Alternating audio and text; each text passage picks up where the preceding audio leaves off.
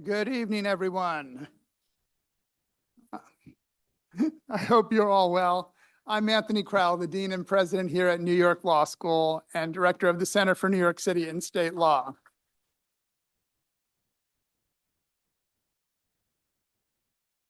I'm very excited to welcome you to the second event of our new program series entitled The Making of a Housing Crisis and How to Solve It. And today we are focusing on the question, what is rent? I'm grateful to Ben Max, the program director and executive editor of our center and host of the widely popular Max Politics podcast, for organizing this series and for the wealth of programs the center is hosting this year. I also want to thank our co-sponsor for tonight's program, the Citizens Housing and Planning Council, led by Executive Director Howard Slatkin. Howard will follow my remarks with a presentation on the state of housing rent in the city and will also be a panelist. I also want to thank our panelists tonight. They include Rafael Cestero, CEO of Community Preservation Corporation. Rafael and I were in city government together when he served as HPD commissioner, and it's wonderful to see you again. I also want to welcome my wonderful NYLS colleague, Andy Shear, who I call the Dean of New York Housing Law. He's a professor here and director of our Right to Counsel project and Housing Rights Clinic, and one of the key leaders in getting the city's right to counsel law passed in 2017. And then Michelle Deleuze, also a longtime key leader in affordable housing as the executive director of the Fifth Avenue Committee and a fellow trustee on the Brooklyn Public Library Board, and an old friend. And then a new friend, Sia Weaver, director of the mayor's office to protect tenants, who is a central driver of the mayor's housing and tenant agenda. We're thrilled to have you here this evening. Thank you for being with us. Today, our city is at a critical inflection point for housing availability and affordability, and there are so many angles to cover as we unpack how we got here and how our city can thrive in the future. In large part, that is what drove our citywide election last year and why Mayor Mamdani is in office. And as New York's law school for the past 135 years, we've always felt this very special responsibility to engage on the key legal and policy matters affecting our city and to serve as a key resource and partner to government at every level. Housing policy is at the top of our list, as it's never an abstract issue in New York. It shapes whether families can stay in their neighborhoods, whether young professionals can build lives here, and whether the city can remain economically and culturally diverse. While most of our students come from New York, without exception, all of our students express significant concerns about the cost of living due to the housing environment, and it continues to impact their life decisions once they graduate. There's no greater housing issue in New York City than rent, where 2/3 of residents rent rather than own. I know our panelists tonight will provide a wide range of perspectives on this question, and I look forward to a very robust and engaging conversation. Now I'll ask Howard to come to the podium to give a detailed overview of the rental landscape and policy considerations. Howard, come on up.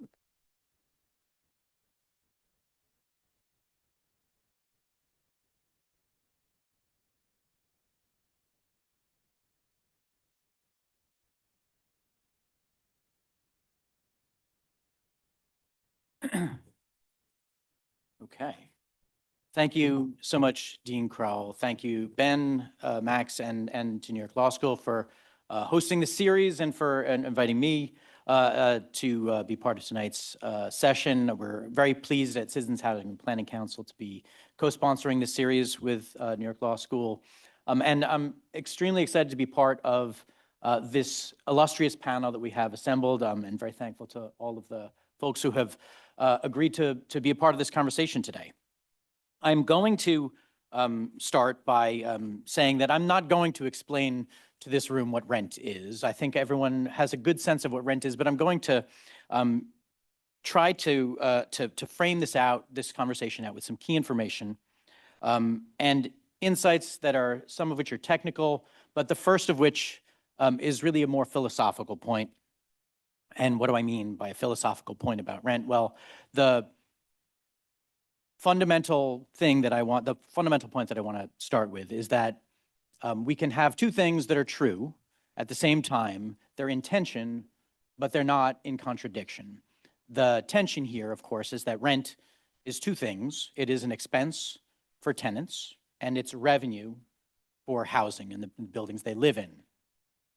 Both of those things, though, are important to the well-being of tenants each in its own way. And there is, as I don't have to tell anyone, that there's an extraordinary tension between the two sides of rent, but we have to be thinking about both of them when we make policy and when we devise solutions to the challenges that we face. So let me start with the tenant side of things. And I think this is, again, where I run the risk of stating the obvious, but the rent is way too high for too many people in New York City. 2/3 of New Yorkers, 2/3 of housing units in New York are occupied by renters. Half of renters pay more than 30% of their income toward rent, making them rent burdened by the traditional definition. And about half of the households at lower incomes, below 70,000 or so a year in income, pay more than half of their income toward rent. That makes renters financially stressed, and it leads to housing insecurity. It contributes to housing insecurity that already exists for people at lower incomes. To continue, here we go. So what happens when someone can't pay the rent? Obviously, the worst outcome that there's a strenuous effort to try to avoid is you can lose your home. A tenant can be evicted. There are well-documented negative effects of evictions for non-payment on renters that I am not the most qualified person on this panel to detail. We do fortunately have other people who are. But there are well-documented immediate risks of falling into homelessness, and that risk is persistent and can survive over time. And that once you are evicted, you have a longer-term risk of falling back into homelessness. There is increased emergency room utilization, physical health, mental health, distress, and other harms. There's, of course, obviously the financial distress that households experience. At the same time, we also have to look at what the effect of non-payment is on a building. Non-payment reduces the income to the building and reduces the ability of the owner to provide for the ongoing maintenance and operations of that building and sustaining it in suitable condition for residents. And this isn't an argument for sympathy with buildings. This isn't an argument even for sympathy with people who own buildings, but it's really about the other people who live in those buildings, the people who are paying rent in those buildings and who require services, who require their housing to be maintained, and what happens to the people in those buildings who are continuing to pay rent but potentially at risk of not receiving the services that they deserve. This is where we risk falling into this trap that my colleague Sarah Watson and I have called anti-social housing. When you have affordable housing that's been created with public dollars in order to serve people at lower incomes, to provide them with safe, sound, quality, affordable housing, but over time in particular becomes underfinanced. It is under-resourced. There's insufficient resources to maintain the building in sound condition. So what happens? The building begins to deteriorate. The residents who can leave. The residents who can't leave find themselves trapped in unsound, deteriorating conditions. And this is the population that the housing is intended to support. This is what we don't want to see happen to housing. This is what we have termed anti-social housing. It's, the motivation is social housing, but the result is quite the opposite. So it's really important to ensure that buildings can sustain their upkeep over time. Now, there are, New York City has since World War II and even sporadically beforehand had regulation of rents through part of the housing stock in order to give renters a degree of protection against sudden rent increases and against unjust evictions. This policy has always been inherently balancing the two sides of rent from the very beginning. These are just a few of the trade-offs, I would say, that exist as part of rent regulation. Obviously, the priority is to provide the things that you see on the left: security of tenure to renters, a right to a renewal lease protection against evictions, financial stability so that there is predictability for their household finances, that they know that the rent can't be abruptly increased in a way that they won't be able to afford.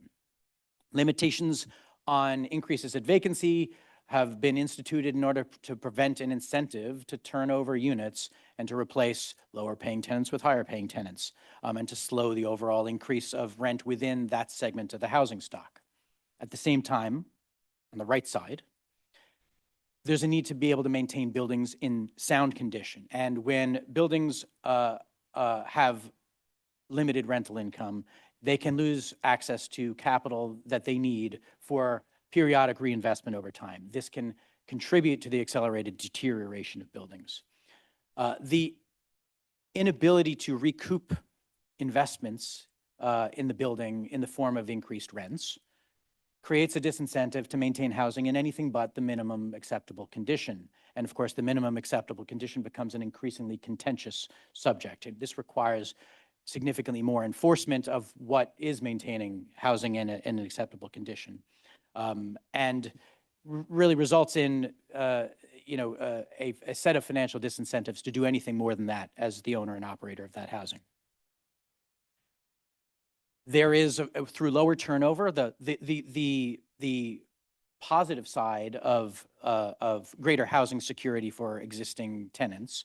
The flip side of that is reduced availability of housing for people who are seeking homes. So you can expect to see lower vacancy rates and lower availability in a housing stock with regulation. And the limited portion of the housing stock that is price responsive to market pressures experiences more housing price pressure as a result of the stabilization of another portion of the stock. So these are all, I want to sort of come back to this initial point. None of these is supposed to be a reason why one position on the issue of rent regulation is right and another is wrong. These are just really important things to keep in mind as decisions are made about policy, because they all involve trade-offs. Now let's take a moment to talk about where regulated housing exists within the housing stock. This is some of these are all data points taken from New York City Housing and Vacancy Survey from HPD. Yeah, in the middle of your tables, you'll see some of the circular data briefs that we have produced from that data. Just over half of the 2.3 or so million rental units in New York City are regulated in one way or another. Just under 1 million of those are in rent stabilization. About 170,000 public housing units, and just over about 1.1 million units that are market rental, which just means that they're not subject to any of these regulatory regimes. A fair number of those units are subject to good cause eviction protections under recently adopted law, but they are not subject to the rent stabilization provisions that you see in the left side of the chart in green. Rents are, of course, lowest in public housing, where tenants pay no more than 30% of their income in rent.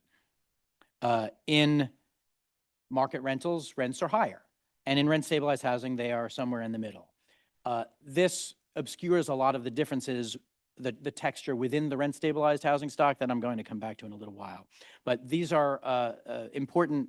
Regulated housing provides an important source of lower rent housing that doesn't exist elsewhere in the housing stock, or exists only to a degree elsewhere in the housing stock.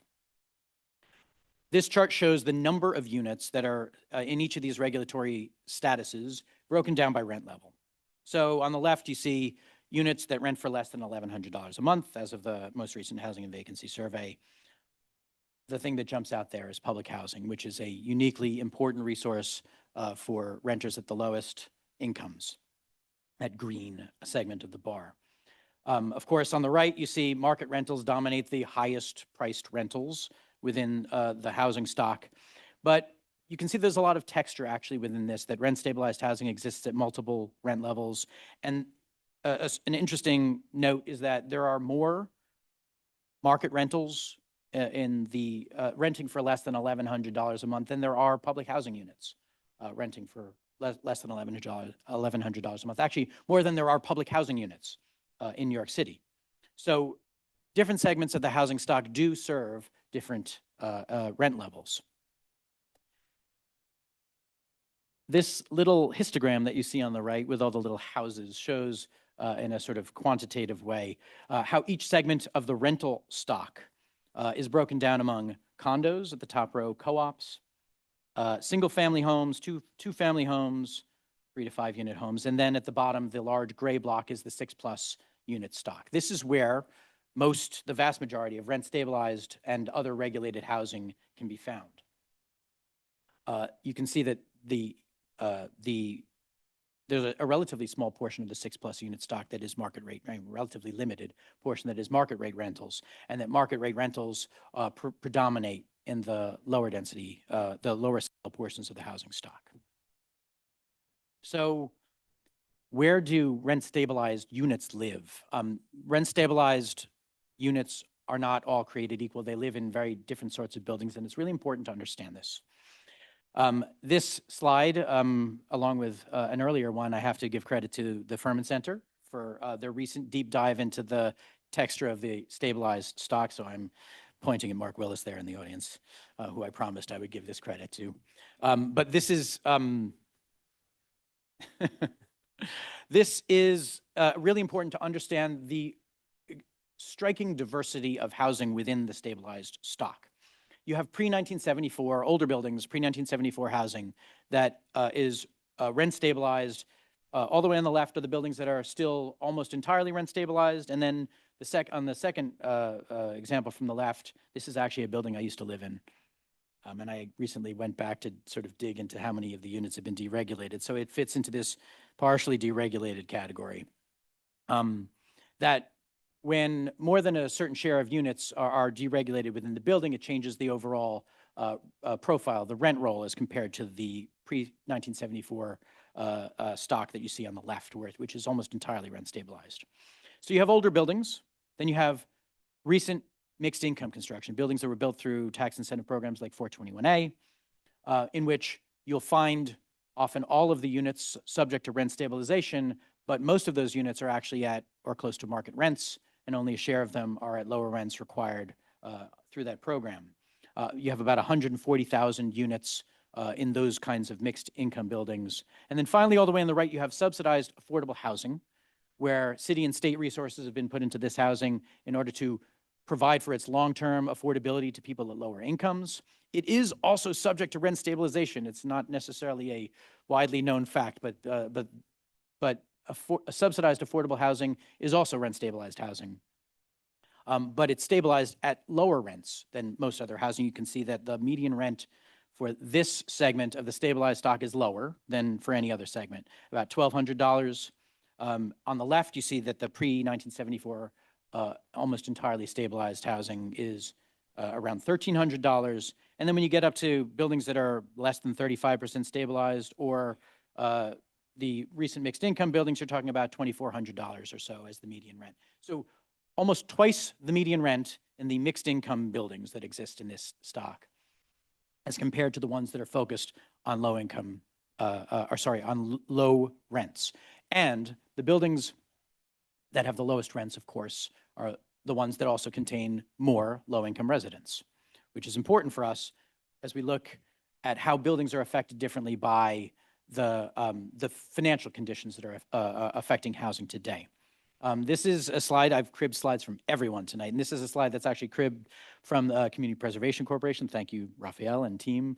This is from their most recent brief on their rent-regulated portfolio, and it shows trends in operating expenses within the portfolio and rent collections. Operating expenses between 2020 and 2024 up 27%, while rents increased just 11%. So obviously you see a widening gap between expenses and the revenues that are there to offset them. What's driving those operating expenses increases? We can maybe dig into that a little bit more later, but you see here the numbers that really jump off the page are insurance up 75% during that period of time, and the sort of somewhat of a catch-all category of general and administrative costs up 50%. This is a category that includes things like the cost of registration and compliance with various government requirements and regulations. The thing that hasn't increased and has actually decreased in real terms over the course of this 4-year period is repairs and maintenance. And that's the actual money that's going into keeping the buildings in sound condition, right? This is the problem that you don't want to see. This is when other expenses are rising, income is not coming in to offset those rising expenses. And so money is coming out of the buildings effectively. Like that money is not being reinvested in the building through maintenance the way that it should be. And that is how financial distress can, and we can expect will, turn into physical distress in buildings. So a big warning sign. And this, by the way, is one example of a portfolio, but this is affecting housing across the board. It affects market rate housing, but obviously rents can increase in much market rate housing in order to offset those expenses. But particularly subsidized affordable housing is going to be vulnerable to this. Rent stabilized housing is going to be vulnerable to this. Public housing is extremely vulnerable to this. So these are all segments of the housing stock that are having difficulty grappling with increased operating expenses. I have to include a little pitch. CHPC has an ongoing initiative called Keeping Home, where we are looking at the steps that are necessary to sustain the city's housing stock and its affordability. Oops, I left my wallpaper. Its housing stock and its affordability, including all of the expenses, routine and periodic, that buildings have to sustain in order to remain in sound condition. And I guess it just keeps on advancing the slide on me. The next thing that I'm going to dig into here is, let's take a look at new construction and what it costs to create a new building and to make that building more affordable. So this is a very, very simplified budget for a new construction building, when you can see that it consists of, at the bottom, what's represented here as debt service is really the costs of construction, the cost of building in terms of construction and labor, land costs, the cost of financing that.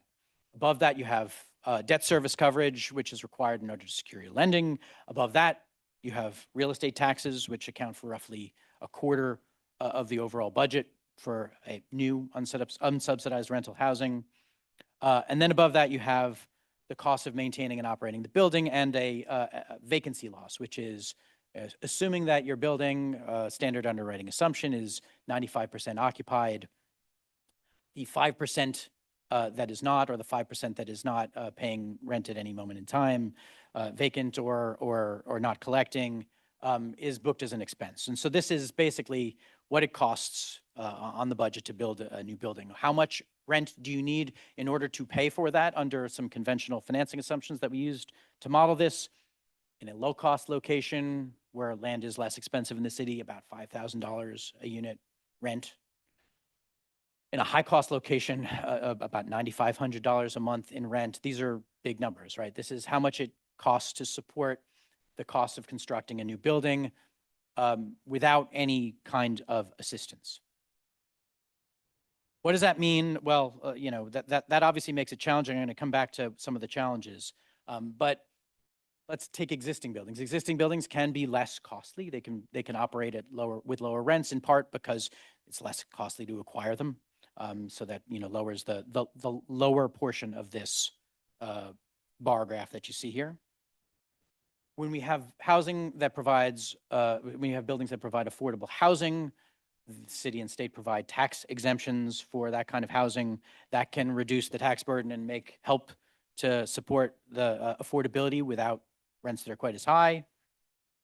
But even if someone hands you a building that for $1, free of debt, in perfect condition, fully exempt from property taxes, and everyone is more or less paying their rent, it still costs roughly $1,000 a month per unit to operate that building in operating expenses, including your allotment for vacancy loss. So that's kind of like the basic economic rent that you can imagine for a building. An existing building with no debt is still going to cost about $1,000 a month in rent. Getting below that is going to require you to bring in other resources. We'll come back to that. And also, just to emphasize this issue of collections, that non-payment increases the rents that are required from everyone else in order to make that threshold, in order to keep your building operating, right? So a 5% increase in non-payment, going from 95% collections to 90% collections, increases the rent that is required to make this pencil out by 5%. It's sort of relatively simple math. So CHPC does not, as an organization, we do not build housing. We do things like build apps. We are building an app, a game that you can play someday soon. We're going to be releasing it hopefully in the next couple of months, to basically simulate the construction of new housing. We have it so that you can build in different neighborhoods around New York City. You can build unsubsidized new construction. You can build mixed income construction supported by a tax exemption, or you can build subsidized new housing. And all of these branches of the game amount to the threading of a needle between the minimum rent that you need in order to be able to build and the maximum rent that you're going to be able to collect for whatever environment your housing is in. So let's start with when it doesn't work at all. There are some circumstances in some neighborhoods where the rent that's needed to cover all those expenses that we just looked at earlier, to support that for new construction, is higher than what people will pay for housing in that neighborhood. And that's actually a surprisingly common condition for new rental housing, particularly without any tax incentives. Under those conditions, you see the big red X. That means that you're not going to expect to see any housing built, any rental housing built without subsidy in that condition. Now, in other neighborhoods, the rents that can be achieved are higher, often quite high. And when those higher rents are possible, there becomes a window in which there's the maximum rent that you can achieve after you've built your building is higher than this minimum threshold rent that you need in order to be able to finance the development. And that is, you know, a positive thing for the prospect of housing production, but it is typically much higher than what we would consider affordable by any definition to a lower income household. How do we deal with that? How does the city deal with that? How does housing policy deal with that? Well, we have subsidies to support the construction of affordable housing, to take on a share of the costs of providing that housing, so that the minimum rent that you need to receive drops to a level below what is considered affordable, right? We subsidize the housing to bring that threshold rent down below what's affordable. And also, we don't let people take subsidies and build housing at market rents. We also put a ceiling on that. We cap, I say we, the city, I'm speaking in the royal sense, broadly, New York City. The maximum rent that's allowed in that environment is capped under the program. So you can't build housing for people at higher than a set income. You have a maximum of, say, 60 or 80% of AMI. That enables affordable housing construction to happen. There's another way that we enable people to live in housing despite those high underlying rents, which is providing rental assistance, where we actually help people pay the rent at a level that they otherwise wouldn't be able to afford, right? The rental assistance through Section 8 or city FEPs or other rental voucher programs. We sometimes do both of these things because it's actually quite expensive to bring rents down to the level that they can be affordable to people of the lowest income. So we actually subsidize the development, and we also subsidize rent payments in order to, again, thread that needle of feasibility. This is the result of tireless work on housing policy by many people throughout government, throughout the industry, but it's limited by the amount, by the resources that we have, by the available funding that government has to subsidize new construction, to subsidize rental payments, right? This is a great solution, but it can't scale to the size of the problem we have. We have to be exploring other solutions as well. And that actually sort of leads me to the final point here, and that's sort of this is the framing for our further discussion. Now, I realize this wasn't a really upbeat pep talk, but it also isn't intended to have people despair. This isn't an unsolvable problem. It's just a problem that has two sides that we have to solve both of. We have to deal with this condition in which the rent is too high for people to be able to afford to pay it. We can't pretend that low-income renters can spend more and more in order to keep up with escalating costs. But we also can't pretend that the buildings they live in are going to remain in good condition if we don't find ways to support the ongoing costs of maintaining those buildings. So, how do we solve this problem? My time is up. And I'd like to not duck the question entirely, but I would like to, it's a great time to segue to our discussion, and I'd like to invite Janike up here as the moderator of the discussion. Thank you.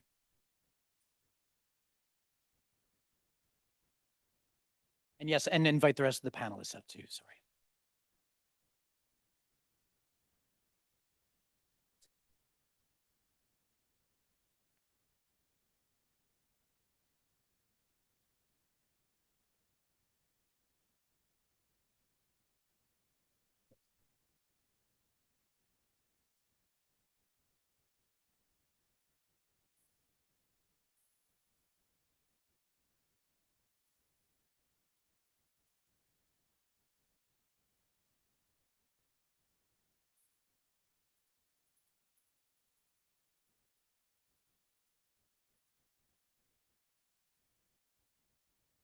everyone. I'm Janaki Chadha. I'm a reporter at Politico, where I write about housing and affordability in New York. Thank you all for being here and joined by a great panel. Thank you, Howard, for that presentation. Lots to discuss.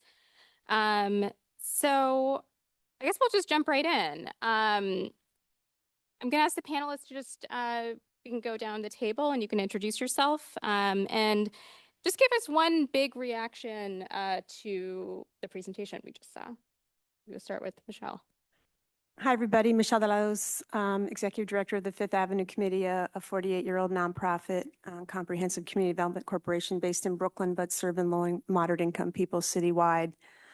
The reaction is, I think it is about time. I think that someone was able to articulate the symbiotic relationship so effectively between what renters experience and the reliance that owners have on rent in order to maintain property. So I think it was a helpful framing.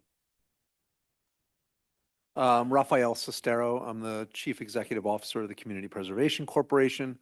I have CPC is a 50-year-old nonprofit affordable housing lender and investor in New York City and New York State.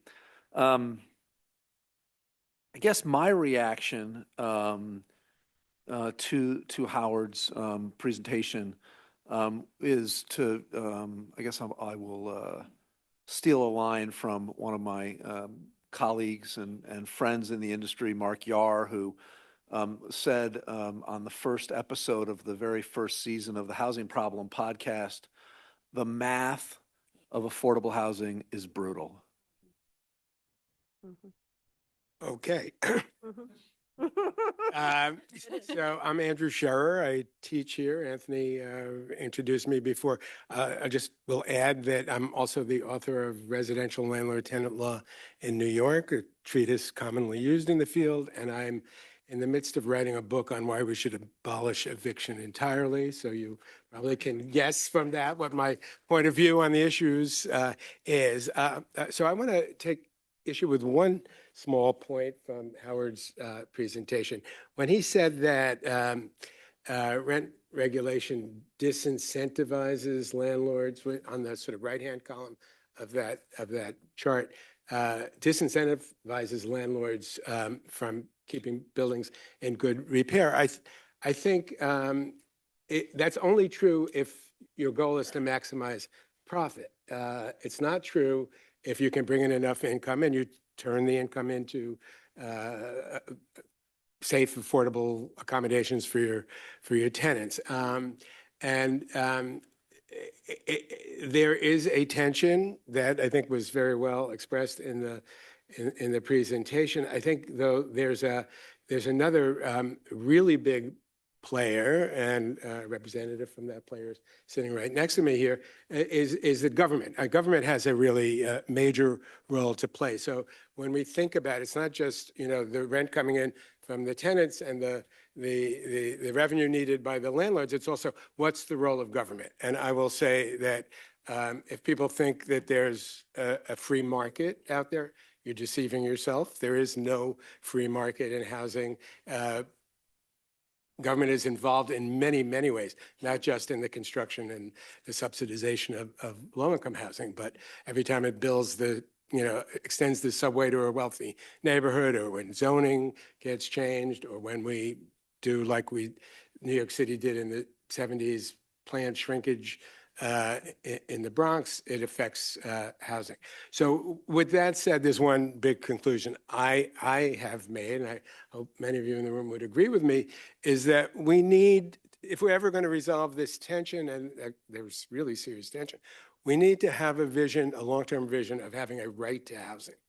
That it's not simply about the box that we're being presented, but if we had a goal that everyone should have a right to a decent home, like we sort of had a cameo appearance of that in the 30s and 40s when Roosevelt was president and we passed a housing act in the 40s that said that. If we had that as our goal, I think we would think very differently about these issues, and it would inform our discussions and our debates. So That's my thought. Hey, everybody. Thanks for having me. My name is Sia, and I'm the director of the Mayor's Office to Protect Tenants. So I think the two takeaways that I have, and Howard, you didn't say this directly, but I think it's important to name that in a city that is almost 70% renter, we know that there is and given that we know that there's a clear relationship between housing stability and civic participation in our government, that stabilizing renters in a city like New York is very critically important for democracy in our city and all sorts of other questions that relate to how people are able to participate in their neighborhoods, whether that's going to school, being on the PTA, participating in your community board, all of these things that are directly related. Our ability to participate in the democratic structures of New York City is directly related to our housing stability, and 70% of the city that feels a little bit too far away for them. And then the second tension, I think, Andy, you sort of spoke to it, is that we haven't resolved, we're sort of batting around this question of like, is housing for wealth building or is it a place for people to live? And it's obviously both things. And for many people, housing has been a mechanism to build wealth, but there's a tension, right? Because it's also something that needs to be regulated, something that needs to be affordable. And if we want the value of it to increase, that is inherently in tension with affordability. And so trying to figure out how we solve that problem is very, very hard. And the question, I guess, before us today that we probably won't resolve. We'll try. Howard, do you have I don't thoughts think I on- should respond to my own presentation. That Okay, would be better. all right. But I do want to say that it Andy was my professor for planning law years ago in planning school. So I feel like I'm back in class. All right. Well, so I want to spend a little time just talking and fleshing out the sort of central paradox that I think Howard laid out well, which is that the rent is both too high and too low. So I'd like to lay out what that looks like a little bit more on both the owner side and the tenant side, recognizing that there's a lot of diversity within both of those groups. So starting with Rafael, if you could just talk about, for building owners and I guess focusing to start on rent stabilized buildings, what is the consequence of rental income not keeping up with costs, and how widespread is that problem from your data? So I guess a couple of things. One is, I think Howard did a very good job of sort of laying out, what is the basic rent level that is needed in order to sustain just the basic operations of the building. So to maybe take a little bit of, or challenge a little bit of the assumption that there's, that the profit motive is what is driving the destabilization of housing. I think, by our math, it's $10,200 per unit per year to just the basic maintenance and upkeep of a building. That has gone up 27%. Howard referenced it cumulatively over the last 5 years. That is before real estate taxes. So if you're just a private owner of a multifamily building in New York, on top of that, you're paying between $3,000 and $4,000 per unit per year in real estate taxes. So the total all-in, if you use 4,000, the high number, the total all-in number is $14,200 per unit per year to just pay the basic bills. That's before debt service. That's before paying any debt, and that's before any returns to the owner for investment. To afford that, you have to make roughly $50,000 per year. There's a lot of people in our city that don't make $50,000 a year. So that is the affordability problem, right? And I frame it that way because I've been in this work for 35 years, and I'm really starting to take exception to this. Well, there's the owner side and there's the tenant side. I kind of think it's broken for everybody. And I think the thing that I'm most worried about is the statistic that Howard talked about, which is that math that I just laid out is leading us to a place where well-intentioned owners, the portfolio that we analyzed, that portfolio is all subsidized affordable housing owned and managed by nonprofit organization like Michelle's, and others that participate in HPD's programs, who bought, renovated, took ownership of those buildings in order to provide regulated affordable housing. And those owners have only repairs and maintenance for those owners has only increased 1% cumulatively over the last 5 years. So that to me is what's driving the distress in the stock. And that, I think, is what we all should be worried about collectively, not an owner issue or a tenant issue. It's actually a building stock issue. Because whether we like it or not, we can't replace those buildings. They are literally irreplaceable. And so we have to figure out a solution and come together for a solution that helps us save that building stock. I'm going to see for tenants, and anyone can jump in. What is the income and affordability data tell us? And looking at the testimony you've gotten at the rental rip-off hearings that the administration has held, can tenants afford a rent increase? And if not, like, how are you thinking about the structural problems that were just laid out? Yeah, I mean, I think the cost of living in our city has increased rapidly, and it's not just the cost of housing, it's the cost of many different things. And this cost of living increase has, of course, been at the root of the mayor's successful campaign for office. And the reality is that, yes, the buildings are in trouble, and no, tenants can't really afford a rent increase in this environment. The non-payment of rent is a problem that has grown dramatically, and I think owners can tell you that, but tenants can tell you that too. I think people generally want to be able to pay their rent. It means that they are stable and living a dignified life, but many of them cannot. And that is that challenge to me means that trying to ask tenants to bear the cost of the increased operating costs is not possible. The operating cost increases that Howard laid out and that Rafael laid out as well are not rent increases are not going to solve that problem, right? We're talking about 27% increases in operating costs. So are you going to raise the rent 27%? People wouldn't pay that. And so that means we need to find another solution here. And I think for different buildings, it will look a little bit different. For some buildings, maybe it is more code enforcement because maybe that owner really did speculate on that building. For other buildings that are severely distressed, you probably do need a higher touch intervention, whether that's our preservation programs at HPD, property tax relief. There are tools at the city, or maybe it's rental assistance, depending on the profile of the people who live there. And those tools exist, and it's about matching the tools to the buildings and doing it with the urgency that the moment requires. Anyone else want I mean, just a couple things maybe to draw it out a little bit. We have these costs are very, very real, and the implications are very, very real. And as someone who is an organization that builds and manages affordable housing, we built 1,600 units, we own over 700 units, we self-manage over 600 units. And I'll just give you, for instance, of a small building, 6 units, 100-year-old building in Sunset Park.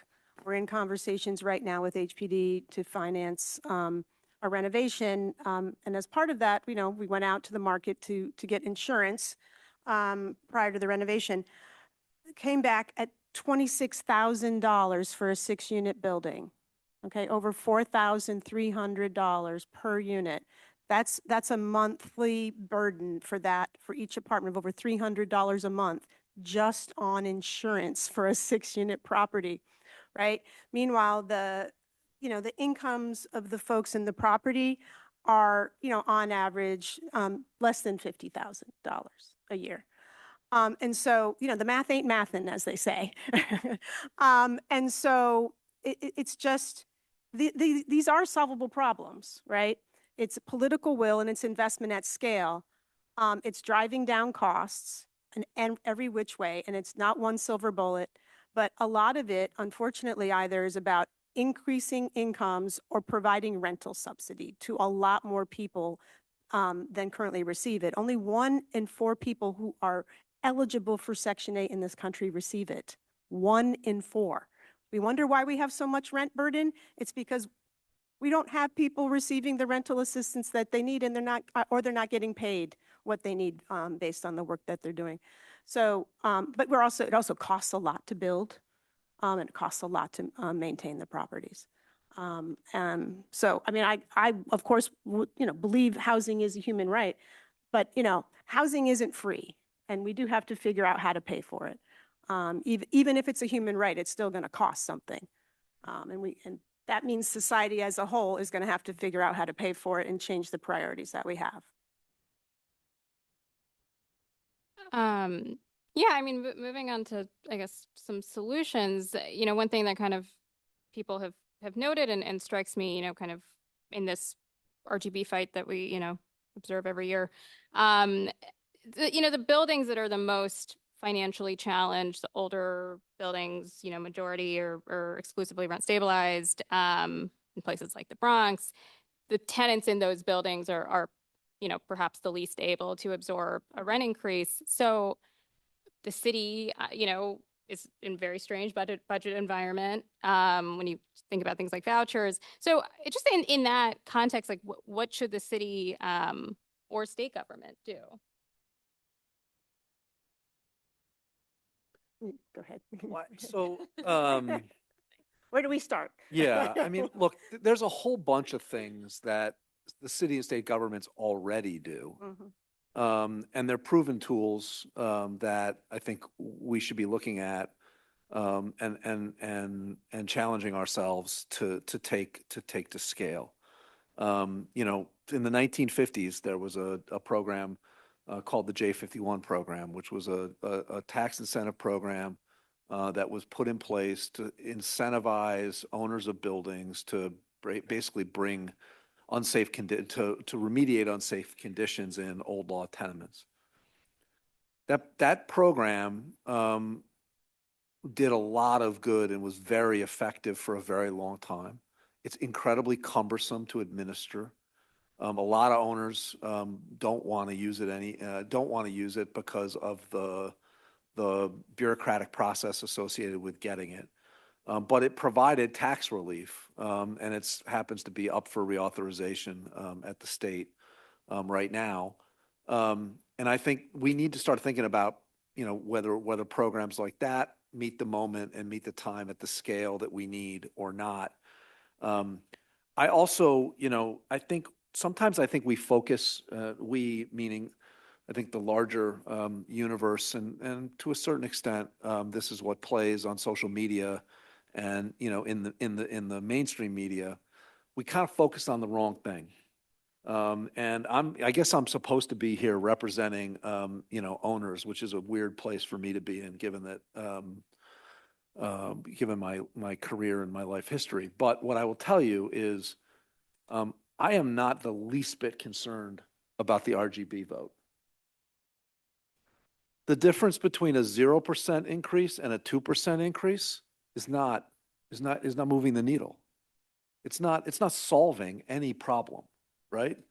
Is it making it marginally worse for the period of the freeze? Yes, for sure. But it is not the fundamental problem.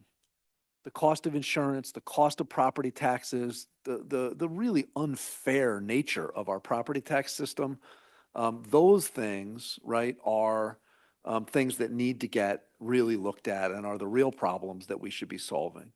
And then for the right situations, for the right buildings that need it, the city through HPD does have the capital investment tools to help owners, to partner with owners and partner with lenders like CPC to stimulate the reinvestment. And then I'll end on this. The great untold story of the 70s and 80s, right, is not that the Bronx is burning and all the vacancy and planned shrinkage. The great untold story was the creation of CPC in 1974 in partnership with the city of New York and the banking community to go door to door, building by building in neighborhoods and offer building owners low-interest loans, long-term fixed-rate financing in exchange for making repairs and holding on to their buildings. We have done this before. We know how to do it. It takes energy, it takes resources, and it takes a commitment to focusing on the buildings and getting out of this power dynamic, tenants versus owners stuff that has been going on for too long. The other thing that was created, 1974, very important year for New York housing policy, it turns out. But the other thing that was created besides CPC is also a huge array of the not-for-profit affordable housing providers in the city too, Right. who were the local partners who stepped in to, Michelle can talk about this. Michelle runs one of them, but stepped in to stabilize entire neighborhoods. And so the question is, what can we as a city do to shore up the part of the industry that is truly committed to being in neighborhood, in community, working with tenants, working as like really anchors to the city that we all live in now today, and those partners need support. Well, the other thing that happened in 1974 is that And rent stabilization. got Correct. My passed. favorite thing. But Rafael, I think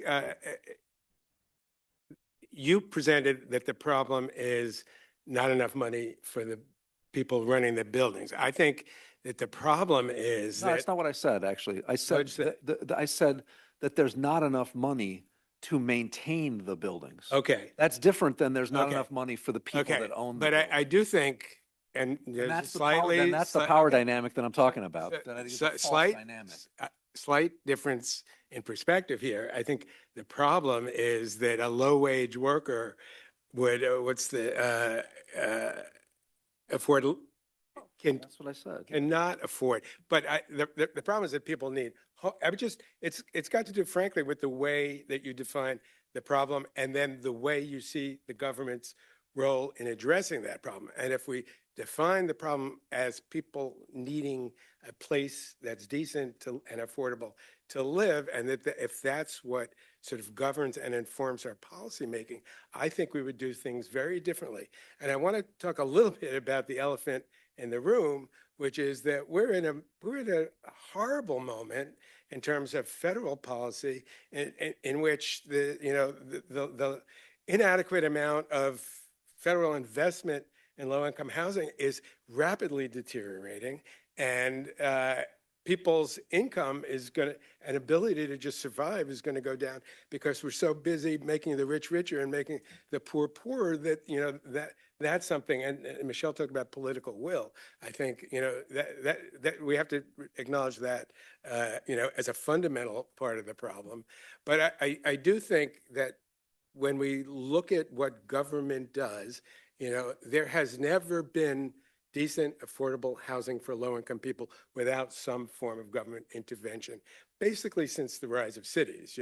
There's the housing codes, rent regulation during World War I, a whole host of things that we do all the time.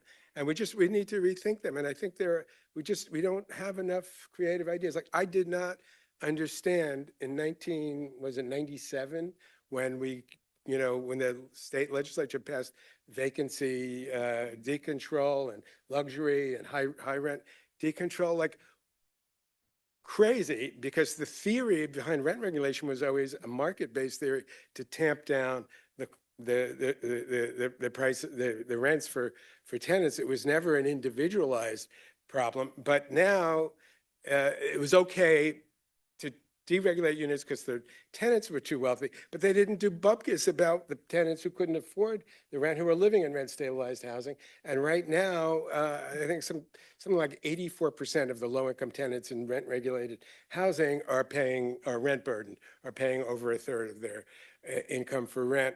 And when you're rent burdened and your household, the 30% formula, it's an inadequate way to look at affordability too, because if your household income is really low, when you're paying 30% of your income for rent, you have very little left over for all of life's other necessities.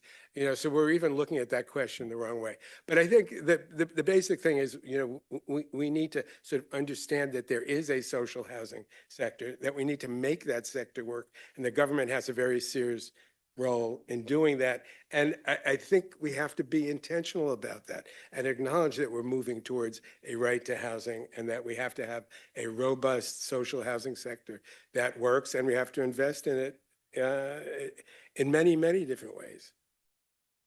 Going back to actually one thing, just on the, oh, sorry, Howard, you can. Well, I was going to try to retrieve something that I remembered from your question, which was that, talking about this idea that there's like a mismatch between the policy tools and the actual conditions, because I think it's actually something that's come up in this conversation too, is that a lot of the policies that exist are kind of blunt instruments that treat all buildings or residents in a similar way when there's a lot more texture to it, and that there may be, not in the short term, not in the immediate term, but there is room for policymaking that can do a better job of aligning our priorities. So for instance, if you have, a voucher tenant, a voucher holder in a unit where the rent is frozen, it would really be great if we could get Section 8 to pay the higher rent and the tenant doesn't have to pay that rent. Like, we don't want the tenant to pay that rent. We would love the federal government to pick up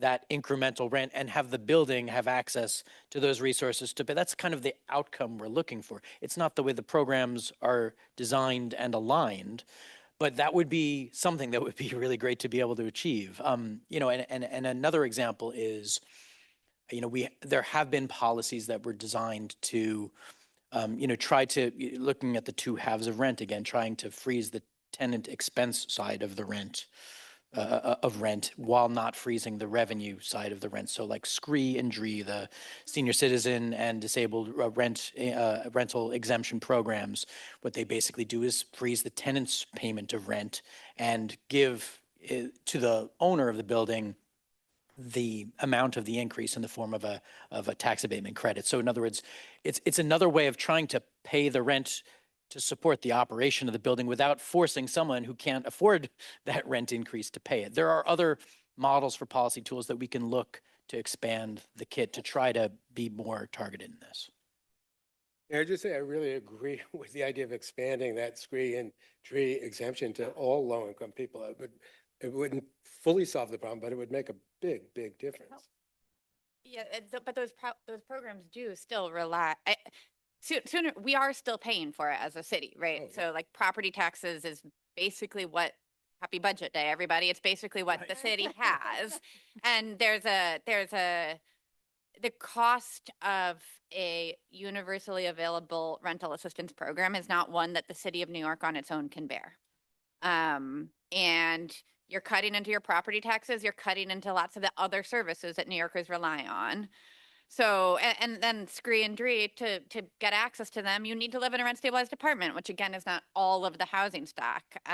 So there are always, in all of these issues, there continue to be trade-offs that we need to think about. And when you start to think about those trade-offs, rent stabilization as it is serves far more low-income people than we can afford with a rental assistance program, even at the federal government level. They are not funding Section 8 at the level at which we need it to be funded. So given that setup, it is both a consumer protection and the biggest affordable housing program that the city has, and making it work is what we have to figure out how to do together. Yeah.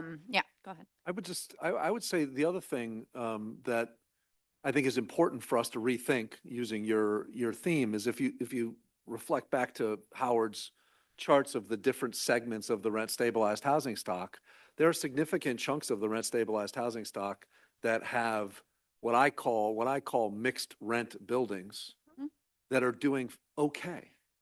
They're actually doing okay because you get some level of cross subsidy for the lower income units and the lower rent units. Those are policy choices. Those are policy decisions.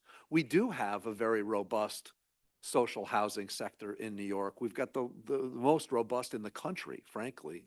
But a lot of those buildings, right, are The 100% rent were stabilized. developed 100% affordable, 100% rent stabilized, and Right. those buildings are struggling to operate just like a privately owned 25-unit building, in the rent stabilized stock. Yeah. Can I say something about this? Yeah, like I would, I think it's crazy that we have these mixed buildings and not mixed buildings because the legislature made a kind of awful decision in 1997 when they allowed the deregulation of the units. I don't understand why we shouldn't go ahead and tax figure out how to do the math, but tax those buildings based on the number of unregulated units that would otherwise be presumptively regulated. They'll still make plenty of profit, but that would be another place that we could capture some revenue that I mean, I actually raised this when it seemed like it was going to go that way in 97. I remember testifying in Albany on this and saying, well, if you're going to do this, at least capture some of the revenue that the landlords are going to realize through this to subsidize the rents for low-income people who can't afford the rent-stabilized rents that they're paying I now. mean, another way to think about that and, is when you have a mixed building, a building that has a few rent stabilized units, but the majority are market rate, is there a different increase RGB for those buildings, than for buildings that are 100% rent stabilized? Like, I mean, I You mean a lower one? yeah, I mean, like understanding, like not part of the problem is that we have policies that are one size fits all, and as Howard said, as opposed to like understanding the distinction between the properties, which is very, very real. It also matters, is it a 100-year-old property? Is it a more recently built property? Is it an elevator building? Is it subject to local law 97? I mean, like to take into account like the real differences in costs per property.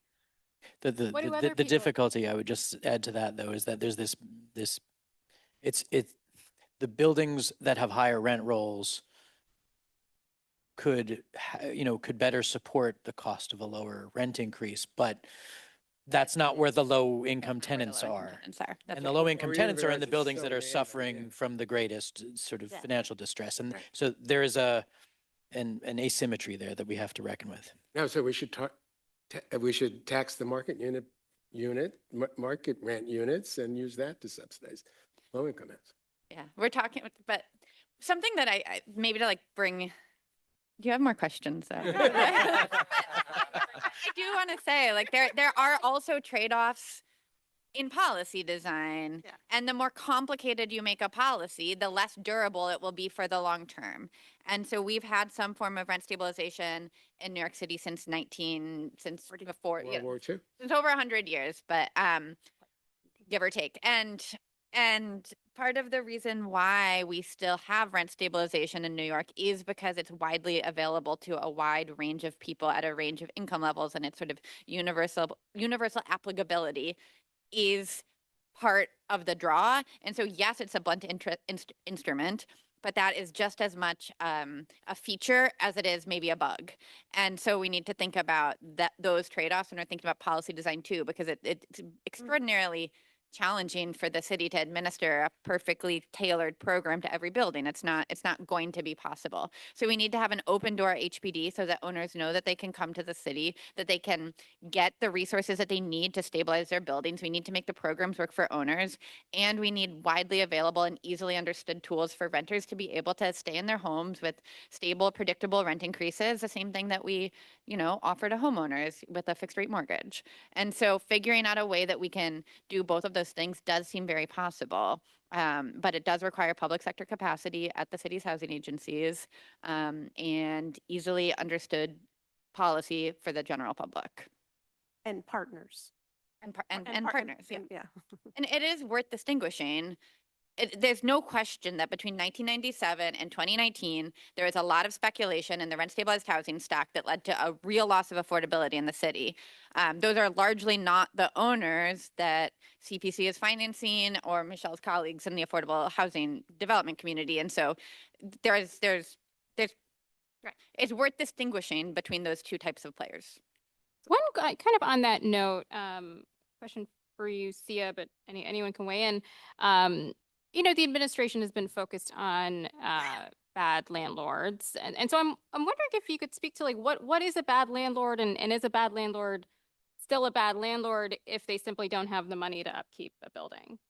That's a great question. So we've been toying around with what is a high road landlord? What is a low road landlord? And I think, high road landlords are ones who maybe there are condition issues in the building, but they want to work with the city and they want to work with the tenants to resolve them. HPD wants to be able to work with owners. There are numerous programs that maybe some of them need to work better, but there's an open door. And owners who want to negotiate with tenants and negotiate with the city to resolve problems in their building, the city really wants to work with them. I would say that more of like a low road landlord is one that is persistently unavailable to their residents, who is buying their buildings with a speculative intent. And we can look at the mortgages and the rent rolls and discern that. Like it's possible to discern what amount of turnover an owner wants, and ones that are not responsive to the city or the residents when there are problems and they need to be resolved. So that's.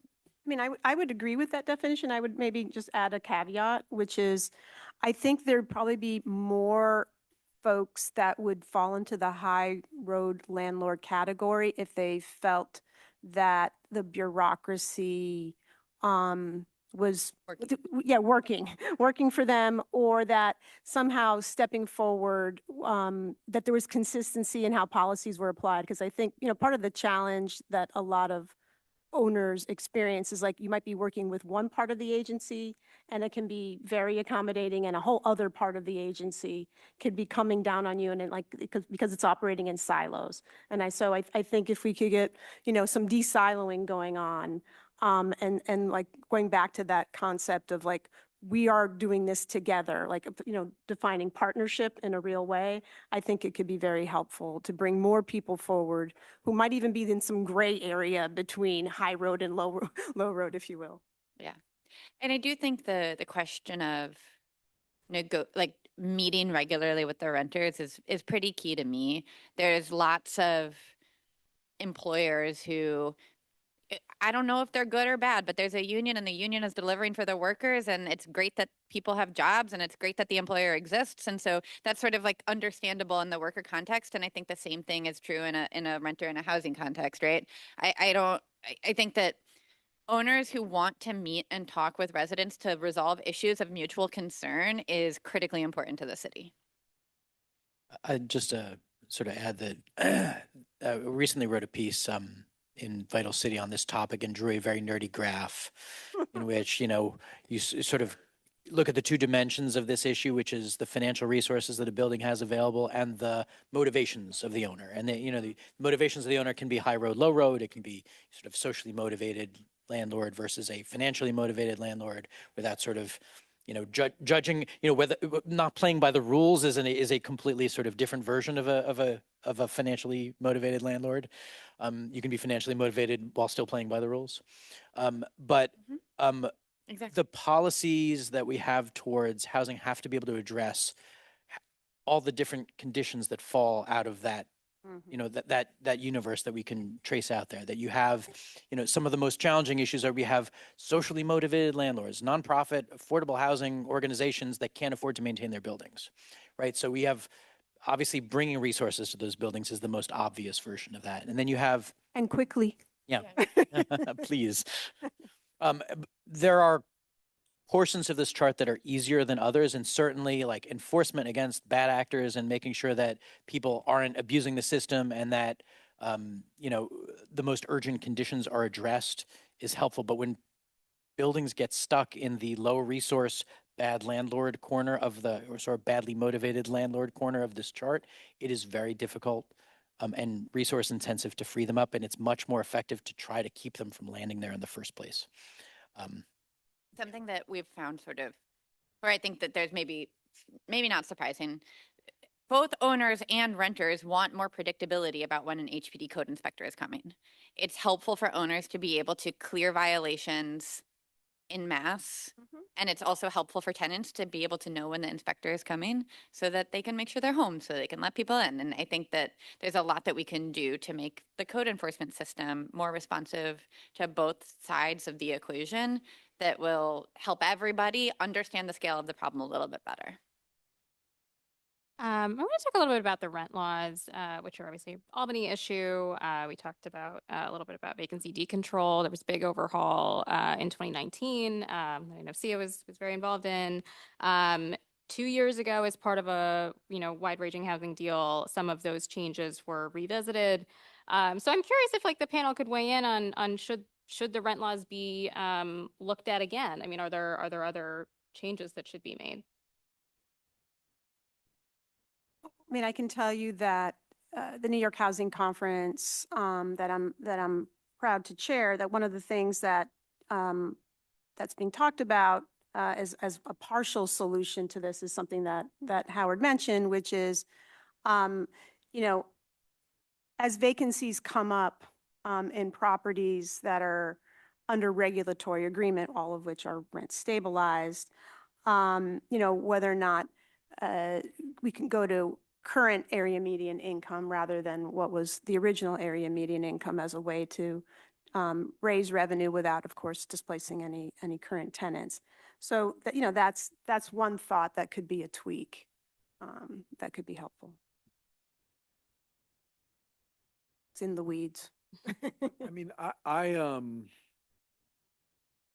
I guess I'm hopeful that we can get to a place where we can find our way out of this power dynamic that has failed everybody so miserably. And I think the 2019 law was a response to 2 decades worth of policy making that overwhelmingly favored landlords because landlords were, quote, in power. And landlords are not in power anymore. And so the question becomes, can we find a solution to that? And I would pick a word that Sia just used, which I think is critically important, and that's predictability. I think the thing that creates so much anxiety in the system is this process that we're in right now, where we're all hanging on what is going to happen at the Rent Guidelines Board. There are lots of places around the country that have rent regulation laws that protect tenants, provide the stability to tenants and the dignity of knowing that they can stay in their home, and provides predictability in terms of what will happen to rent year by year. And I think we should be looking at some of those things to get out of this kabuki theater that we have been in for way too long. It certainly would make the financing of development and preservation more straightforward because you could actually accurately represent the rate at which you can expect rents to increase. Obviously, expenses are harder to wrangle, but it would, make a lot of things more straightforward. Yes, that all of that is I think, we already shared that there is just a reality that the 2019 rent laws were a reaction to an extraordinary amount of bad behavior in the market. And now here we are. I do think that this question of like what the function that rent stabilization provides of getting tenants to have a stake in politics and the world that we're all like collectively living in is also very important. And so on the one hand, you could say that the Rent Guidelines Board is theater and it, it is a show every year. And on the other hand, it creates a venue for people to go and make their voices heard and have a stake in what happens politically in our city. And that's also valuable. And we have to balance that just alongside all the other things. And I would say that it's not the rent stabilization system that needs fix. I mean, it certainly could be fixed and there are ways to improve it, but I think it's really coming up with measures that are going to actually make housing affordable for the people who are living in it. And, as Sia said before, rent stabilization is a blunt system.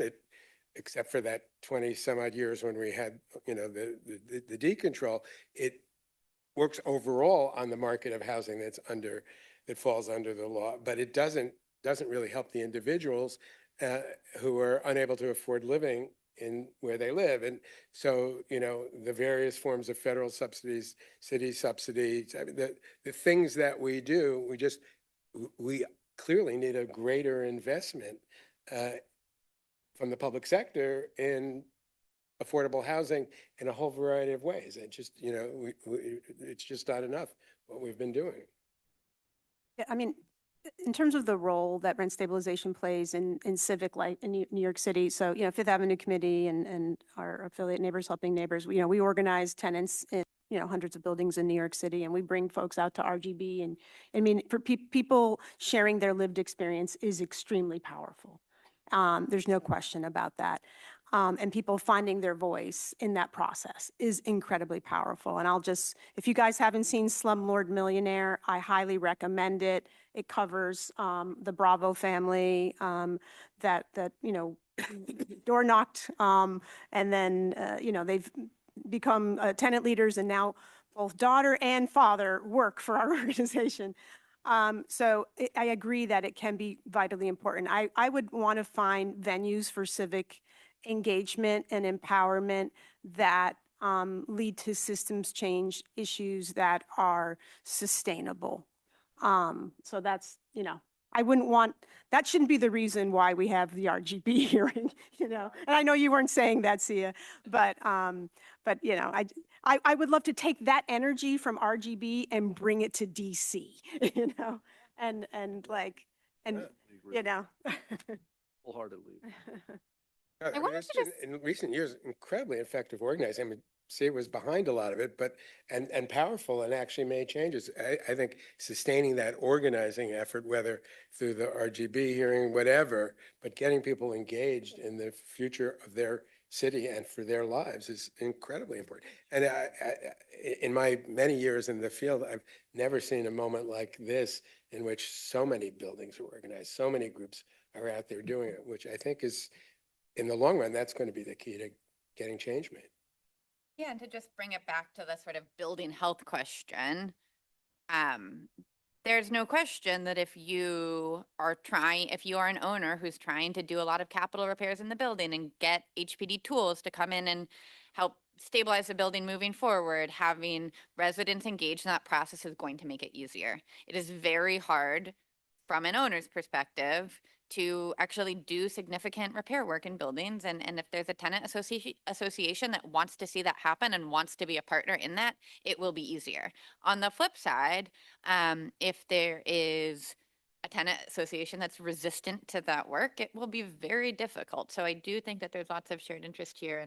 And I actually think, you can look to some of the ways that NYCHA has innovated in the RAD Pact program to really bring in tenants and resident associations as decision makers and very hard questions about the future of their building, to ease this process of a complicated resource intensive preservation that includes public and private resources is a place that we could look. Mm-hmm. I want to just spend just a minute before we get into audience questions talking about market rate rentals. I'm wondering if anyone could weigh in on how on good cause eviction, just passed 2 years ago, sort of framed as an anti-rent gouging measure, how that has impacted the landscape. And then one data point that from the presentation that I thought was kind of striking was that you have nearly 400,000 market rentals that are renting. They're not regulated, but they're renting below $1,600 a month. So I'm curious if anyone could weigh in on, what do we know about those units and how do we keep them affordable? Well, I'll just say, I mean, one of the things about those units is that we haven't regulated them, and yet they're still operating in this way. And it's really difficult because I think it's very dispersed. I think that's a lot of buildings and a lot of units in small buildings, like the second unit in a two-family home, which is often rented out, through word of mouth or other sort of quasi-market kind of means that fills a need in the city. Obviously, the owner of a two-family house may often not want to profit maximize so much as convenience maximize and vacancy minimize. the worst thing if you have one unit in your portfolio is a vacant unit because you've lost all your income from it. You know, it's high exposure to vacancy. So there are types of housing that may operate under a different logic from larger scale multifamily housing, and not trying to impose the same regulatory logic on those buildings is actually an important. Yeah, I'll just say, like, more than 25 years ago, Fifth Avenue Committee had a displacement-free zone, mostly in Park Slope, in areas that were unregulated, had unregulated housing stock. And, we found many, many examples of exactly what Howard was saying, where the owner wanted to keep their existing long-term tenant in place. They had relationships with those folks. And meanwhile, those folks, though, weren't, their property taxes were going up quite a bit. And so we actually proposed a good neighbor tax credit for those, 1 to 4 family owners, or 2 to 4 family owners that were basically renting below market. And it was just the time when, the Republicans controlled the state Senate, but it passed the Assembly, and it didn't pass the state Senate. But I do think it's an opportunity to think about, like, how do you incentivize that behavior for those, those good guy neighbors, But you're the question about good cause eviction and how it's playing out. I don't have that data. I have an anecdote. FACT gets called in with some frequency, especially lately, to try to look into preservation purchases of either rent stabilized buildings or buildings that are mixed with market rate and rent stabilized tenants. And, one of the things that we do in these conversations with owners, I think, is help people understand the real value of their property based on, how many tenants are rent stabilized. And then, like, that those market rate tenants that you have, they're now under good cause, and it's not going to be easy for you to maximize things the way they used to. So you might have to think differently about the price that you're hoping for your property. Something about the relationship that everyone is describing is that it can be a very good thing, and everyone has their, like, New York deal or whatever, where you found this great apartment with a little old lady landlord, and that's awesome. It can be great. It can also, on the flip side, be very, very, very, very bad. And you can be stuck in a very close living situation with somebody who really doesn't like you and have nowhere to go. And the power dynamic that can show up between landlords and tenants in a small building can be one that is quite equal and one that is quite horrendous. And so I think, like, actually that is sort of the hardest situation for us to regulate, because it is somebody's home. And so those are some of the worst landlord tenant horror stories that I've heard. And the solution for that there needs to be more places for people to move. Yeah. The reason that the family stays in an apartment when they have a really bad relationship with an owner and they are being treated very poorly is that they don't have enough market power in the city. And so this is a situation where people fundamentally just need more choices. And having many different options is part of the consumer protection that tenants need in the marketplace. The other thing on good cause is, good cause is something that, we wanted the version of good cause that passed to be a little bit simpler so that it would be easier for residents to understand it. It is not simple. It is very complicated. That means that a lot of it is being figured out in housing court, and we're going to learn more about what the impacts of good cause are once we have a much broader set of case law than we currently have. Housing courts move quite slowly, and so that means that 2 years is simply just not very long when it comes to understanding how good cause is working. So we're going to move to audience questions. We have just a few minutes left. So if anyone, I think there's mics, who wants to come up. First of all, I wanted to thank the folks on stage that tried to reframe the question as not tenants versus landlords, but rather as a joint problem the city has. In that graph you had up there, you showed that costs had increased by 27% while rents hadn't. You didn't have property tax in there, so I'm not sure what percent of costs you believe property tax is on. You mentioned it later, but a lot of those costs are driven by the government, right? By new regulations from the city, new codes, higher property taxes, higher assessed values, whatever it might be.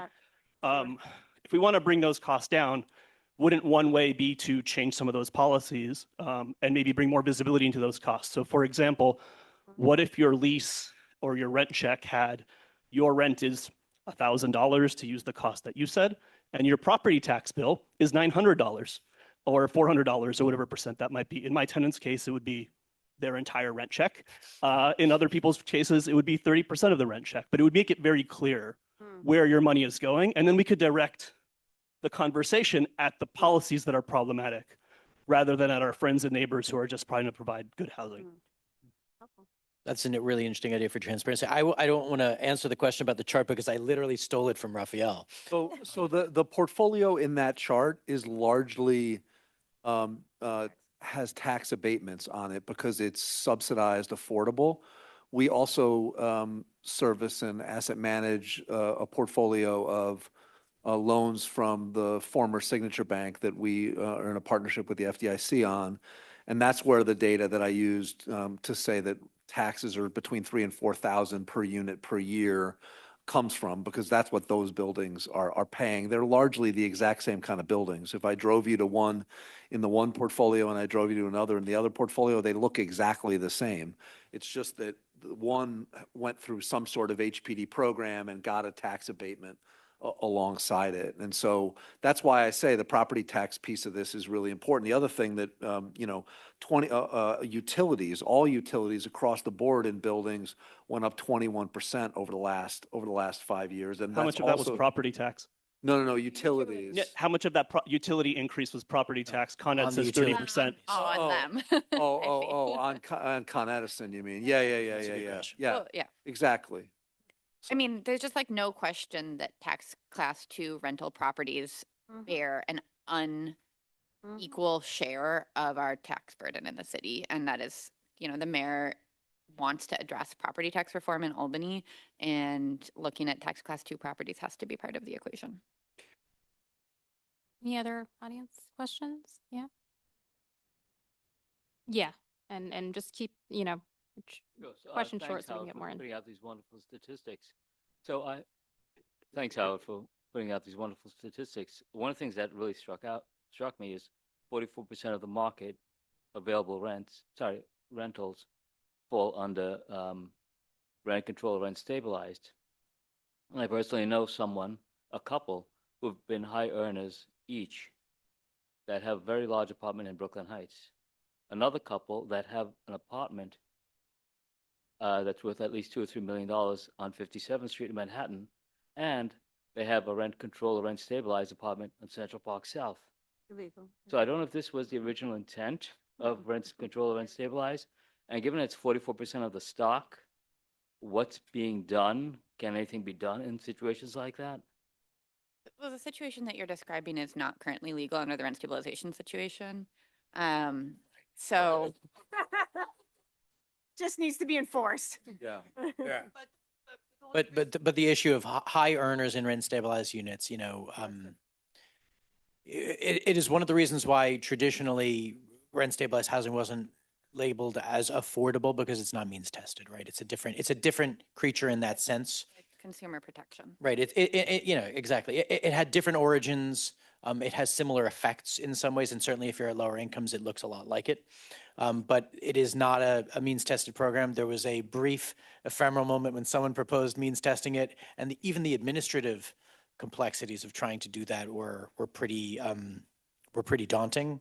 So And it would change how expensive the program is to provide low-income housing. it would change the cost of administering one of these. It would change a lot of things. So I think that the interesting question for me is more the finances of buildings, and how do we look at the different finances of buildings within the rent stabilization program, and how can we, you know, look at which buildings are truly financially struggling, and what resources are needed in order to help support those. One of the things that I just wanted to, you know, I know I'm sort of segueing from your question, but one thing that I didn't successfully mention when I was going through the presentation is an issue of scale that I think is really important.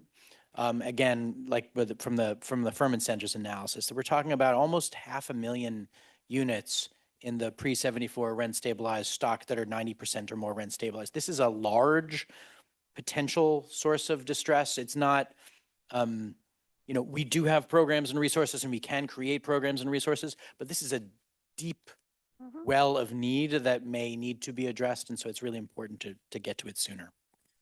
You know, I just, as long as we've had rent regulation, we've had these kinds of stories of, you know, at one point it was Mia Farrow in a rent stabilized, right? That's Cindy Law. What?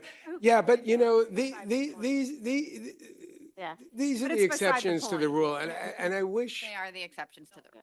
I really wish that the focus was more on the 25% or so of rent stabilized tenants who are low income, and 84% of them are paying more than a third of their incomes on rent. I mean, the lack of affordability within rent stabilization is a serious problem.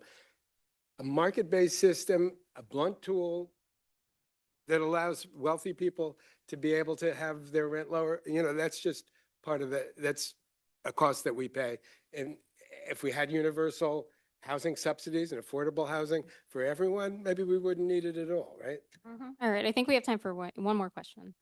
Thank you so much for doing this, and thank you to Sia for the city, Donnie's administration, holding the rental riff-off hearings. I did participate in that. I've lived in New York since 1998, left for a while to go to Florida and came back in 2022 for an elderly relative, and am disabled now and have been in a homeless shelter for 2.5 years this month.